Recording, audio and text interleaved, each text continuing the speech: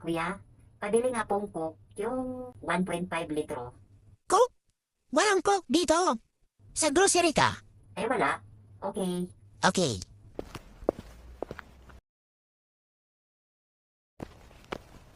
Kuya, may Coke na ba kayo?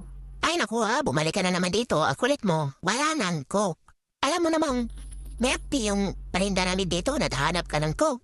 Kapag maghanap ka pa ulit dito, lalagyan ko na ng stopper yung bunganga mo. Sungit.